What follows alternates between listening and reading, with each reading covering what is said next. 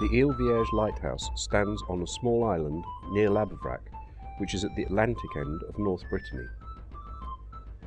The lighthouse, which is one of the tallest in the world, is open to the public. It can be an exciting trip.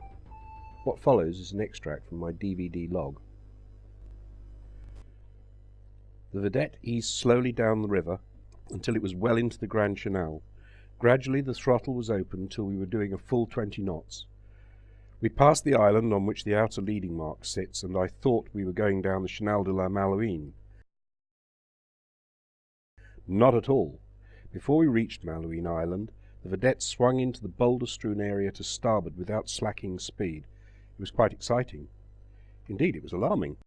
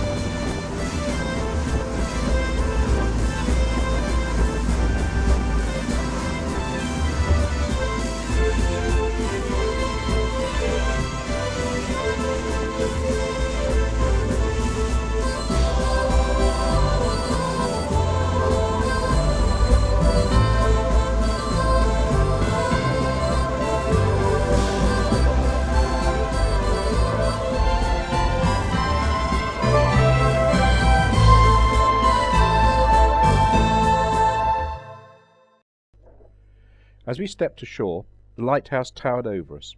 It is probably the tallest in Europe.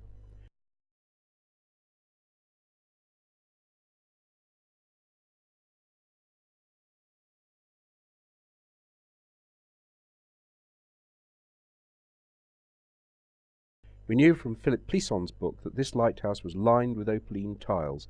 Even so, it was surprising just how light it was once inside.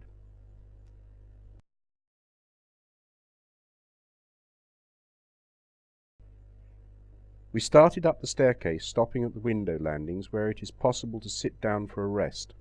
However, once we were about 100 feet up, I was suffering from vertigo, so I went down, wandered round outside, taking photographs, then pressed on, tackling all the 397 steps to the gallery just below the lantern, the highest point available to the public. How often this lighthouse, winking in the hours before dawn, has been our first sight of France. It has been a good friend to many yachtsmen and other seamen. It was a wonderful sight to see. The tide had risen considerably as the return time approached. Even so, we were amazed to see the vedette returning using an even more inshore route. We thought this return route would be taken at a more sedate pace. Not a bit of it. The vedette charged off from the lighthouse at full speed, charging among the rocks to emerge back into the Grand Canal, right next to the outer leading mark.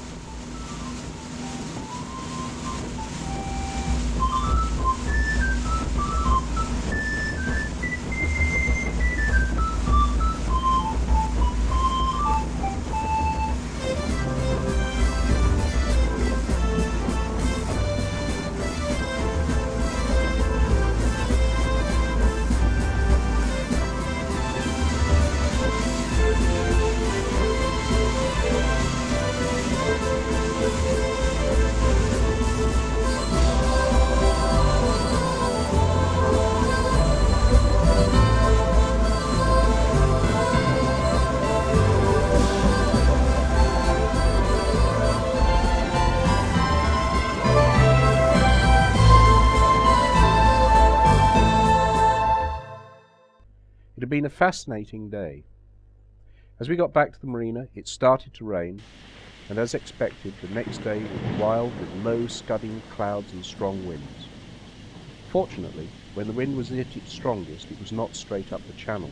There was some spray over the wave break pontoon, but the movement in the marina was minimal.